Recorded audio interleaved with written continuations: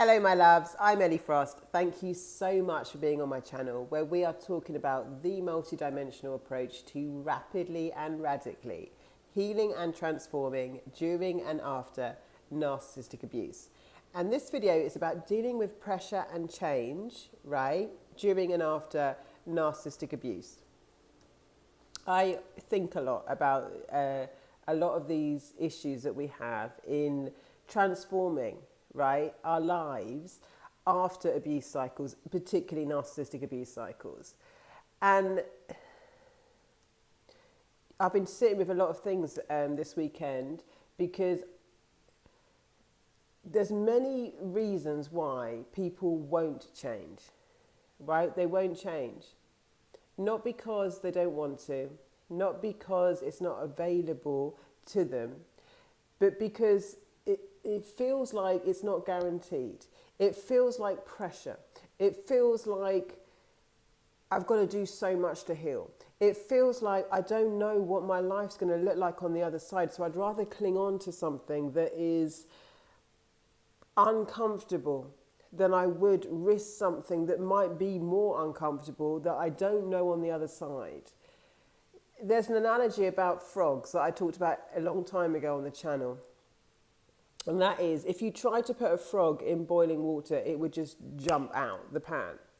But what they found with frogs is if you put a frog in cooler water and slowly turn up the heat in a pan, the frog will not jump out of the pan. It will boil to death because it just gets a little bit hotter in there, a little bit hotter, a little bit more uncomfortable, but not enough for it to jump. And it normalizes the new temperature until it's literally dead. It's boiled itself to dead. It's boiled to death. We're like the frog. We don't change because it hasn't got bad enough for us. We don't change because we get comfortable with the abuse and the normalization. Like what was shocking before isn't shocking anymore. Suddenly your partner's having affairs or you have been treated terribly, but it got normalized. And the narcissist will keep trauma bonding you, which relies on a trauma shock, which means that it's got to get worse. They've got to do something catching you unexpectedly. You're going to not expect what's going to happen next. This is what I mean. It's a false sense of security in narcissistic abuse because you think, oh, I've got a handle on this person. I know their habits. I can control it. But their whole thing is on trauma bonding and shock, which means that now behavior has got so normalized to you. Bad behavior, terrible behavior that requires you to abandon yourself, abandon your values, abandon what you care about and who you are. And you think you've got a hold on it. You think you're fawn them, that's a trauma response, pacify them, do what you think they want to keep them at bay. It never works.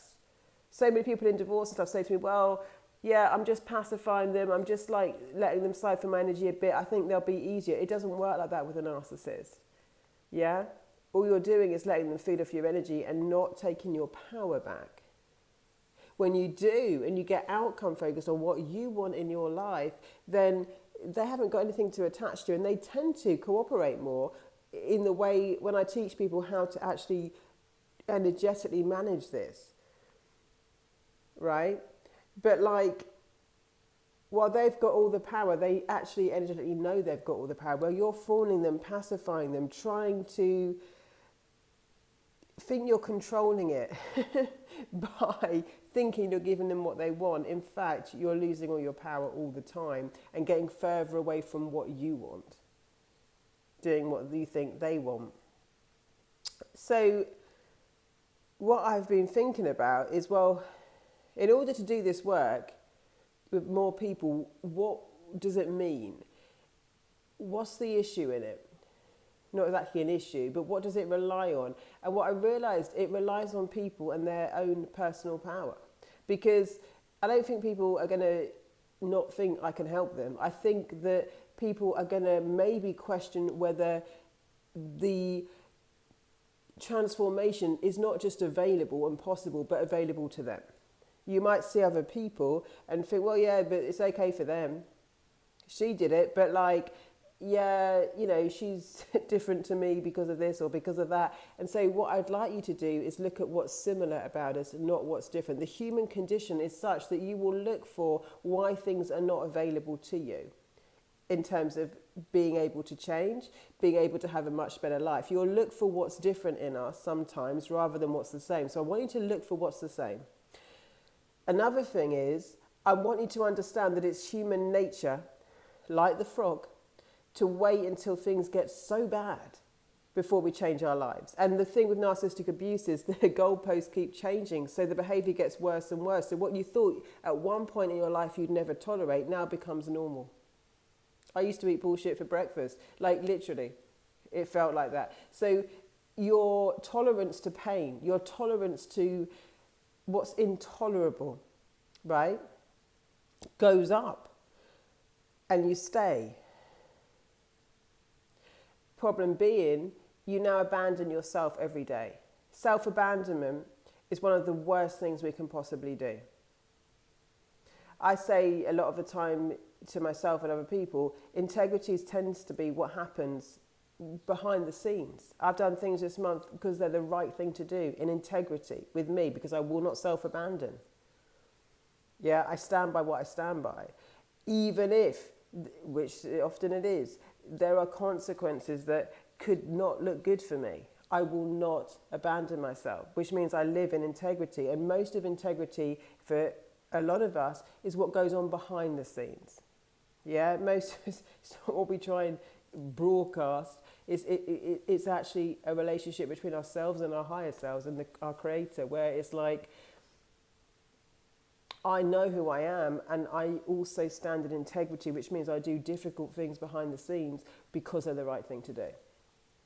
Yeah, when no one's looking, when it's not about any reward. In fact, it might be difficult to do, but it's still the right thing to do. And therefore, I have, like I say, like in my work, self-esteem, self-respect is a side effect. Self-love is a side effect because I don't betray myself. So, and that builds self-trust. When we do what I talk to my clients about, which is get ahead of our expansion, we choose our own growth, which means I'm not waiting for my life to get so bad. Some of you, myself, I was here included, had to wait till our lives get so bad, it's completely unbearable and intolerable before we make a change. We've got to get better at choosing our expansion. I've realised that doing this relies on people choosing themselves. And then I was like, well, how does that happen? How does it happen? Because if you see evidence, that's one thing. That's going to help you. The more people that come on and say, look, I did it and this is what's happened in my life, that will help. But you'll still sometimes think, well, it's all right for them. What about me? So I look back on what I did and I was thinking, well, what was the biggest difference? Completely the decisions I made, right? I made decisions. I remember writing so many times, my time is now. My time is now. Not because anything got easier in my life, because I made a claim in the universe. I know that money responds to definite energy. When I got definite about certain things and standard and quality of life, there was ideas, opportunities that showed up differently for me because I was an energetic match, but I will not betray my values for anything. I'm not for sale in that way. You know what I mean? I also know integrity, which means that I won't do anything that's out of alignment with what I believe in. Yeah? Anything attained in ways that require us to self-abandon our values, what we care about, is not worth it to me overall. It's too high a cost. So when I got clear, which I teach in Sovereign, on boundaries, standards and values, who I am, energetically stronger, my whole life changed because of the decisions I made. I didn't wait anymore for a level of suffering to move me. I didn't have to wait, not because the circumstances changed, for anything to get so bad. I started trusting myself quicker in integrity. I started making decisions quicker in integrity. I followed my nudges on that, no matter what the consequences might seem like. And some of the consequences were big at the time, potentially. And often when we make a big decision and change, there is a little bit of a gap before things can just fall into place for you. And navigating that gap is always going to be hard because emotions are going to come up. Fear, doubt, worry. Can I handle the pressure and the change? When we feel under pressure, everything feels like pressure. Yeah? Once I feel under pressure, it's like even the things that should be pleasant in my life just feels like more pressure. You can feel like a pressure to go to the bathroom and make a meal. You can feel like a pressure to go and walk your animal. Everything can feel like a pressure when we feel under pressure. So we have to understand that we've got to find a way, ideally, to move before it's too bad. To start looking at our life is going to depend on the quality of the decisions we make. We've got to make much better decisions for ourselves, not just be so reactive. And not come from the pressure. The pressure is going to feel real, but the pressure is only real when I'm living in circumstantial power. I teach this in Sovereign too. When I'm living in my personal power, then I'm not attaching to pressure in the same way. Because if I start buying into the pressure, everything's going to become pressure. It's going to become a pressure to do this. It's going to become a pressure to do everything.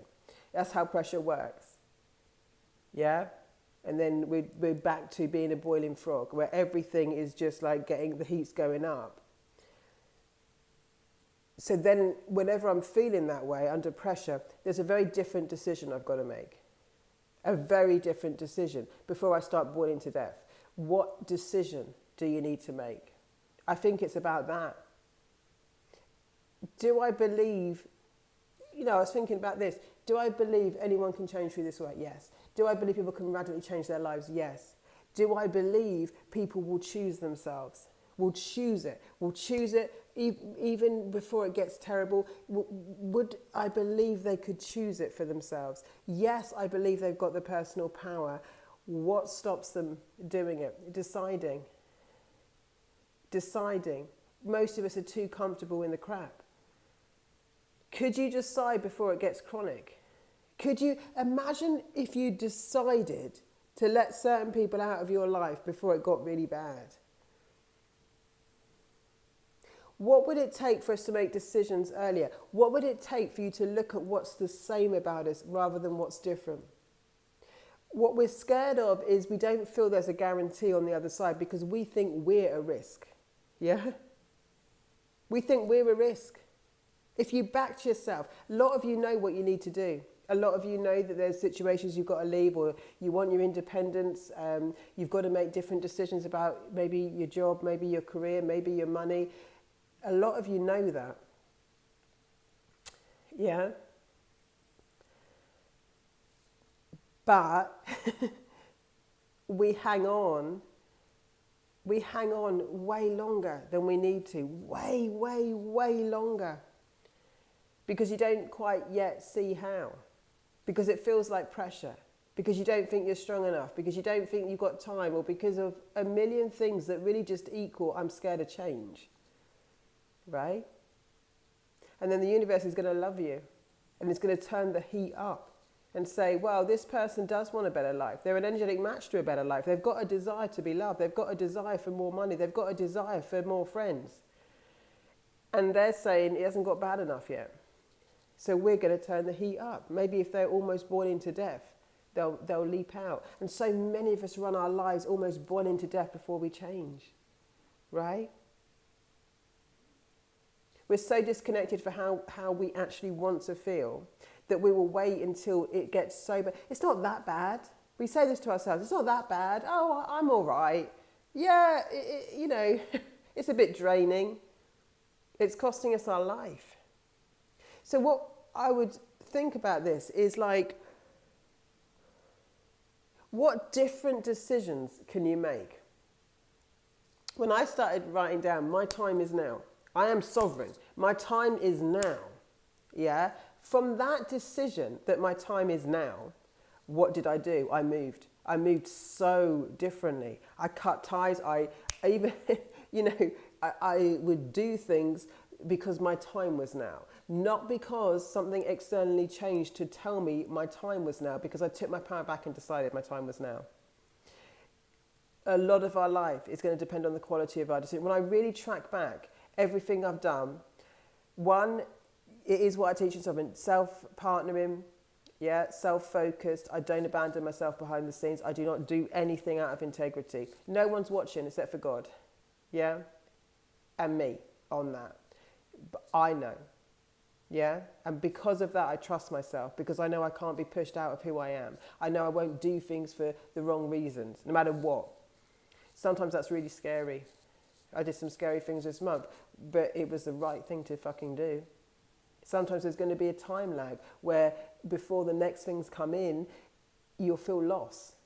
But you haven't lost anything if you haven't lost yourself, because your energy is everything. Your decisions are going to be everything. There's not, you know, when people, you can transform your life. You just don't know you can. But actually what really changes in that is when you decide to. Much more than when it becomes suddenly easier to. It's not going to become suddenly easier to. In fact, if you're in a narcissistic abuse cycle, the heat's going to go up. It's going to get worse too. You're going to get depleted more. Your decision is everything. Most people will wait until it's so bad before they'll take that decision. My job in my life right now is taking those decisions a lot earlier.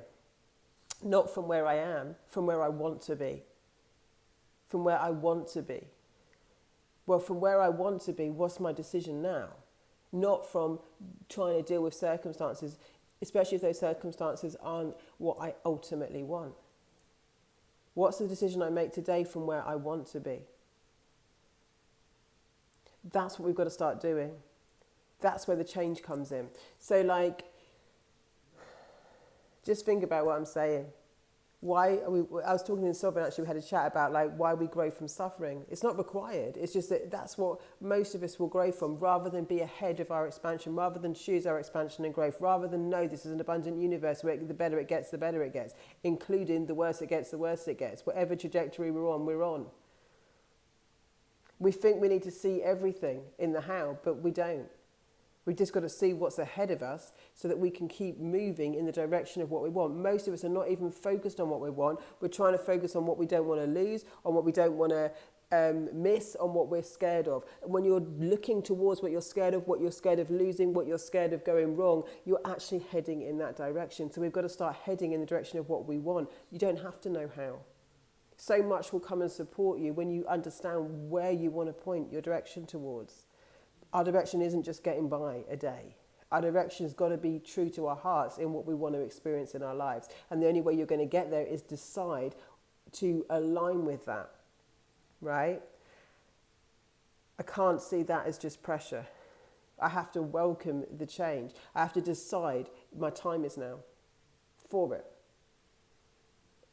Do you know in every cell of your being you're capable of it? I think in your soul you do. I think in your soul you do. In your mind you don't, but your mind is just a catalogue of the past. It's got no idea what you're capable of, right? So if you want to join Sovereign, I'm going to put the link in the description.